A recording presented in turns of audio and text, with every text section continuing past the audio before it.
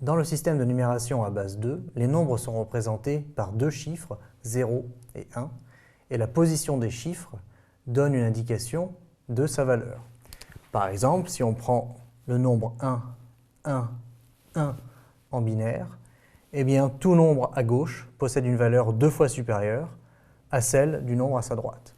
Donc par exemple, 1 ici représente 2 puissance 0, c'est-à-dire 1, tandis que 1 ici représente 2 puissance 1, c'est-à-dire 2.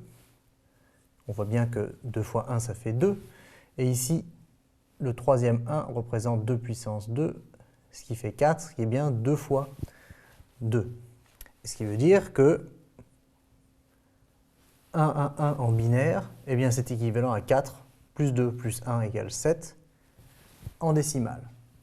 De plus, tout nombre peut être décomposé en binaire. Alors si je prends 143 dans le système décimal, eh bien 143 c'est 128 plus 15, et 128 c'est 2 puissance 7 plus 15. Ensuite, 15, eh bien 2 puissance 4 ça fait 16, donc c'est trop, donc ça va être 2 puissance 7 plus 2 puissance 3. 2 puissance 3 ça fait 8, et il me manque 7 pour arriver jusqu'à 15. Et 7 c'est 2 au carré plus 2 puissance 1 plus 2 puissance 0. Et ce qui veut dire qu'en binaire, eh bien 143 va s'écrire 1 pour 2 puissance 7.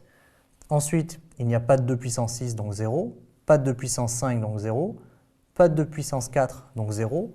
Et on a bien par contre 2 puissance 3, 2 puissance 2, 2 puissance 1 et 2 puissance 0. Donc 143 en système décimal eh bien, revient à 1, 0, 0, 0, 1, 1, 1, 1 en système binaire. Alors on peut se poser la question, quel est l'intérêt du système binaire? Si pour écrire un nombre, j'ai besoin de 3 1 plutôt que simplement 7, ça n'a pas beaucoup d'intérêt.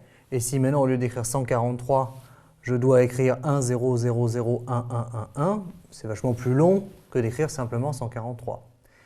L'avantage du système binaire, c'est qu'on peut coder tous les nombres avec deux chiffres, 0 et 1. Et deux chiffres, c'est beaucoup plus simple que 10 chiffres dans le système décimal. Deux chiffres, c'est vrai ou faux, c'est ouvert ou fermé, allumé, éteint, long ou court, si on parle du code Morse par exemple. Et donc en fait, c'est une façon très très simple de stocker et de transmettre l'information.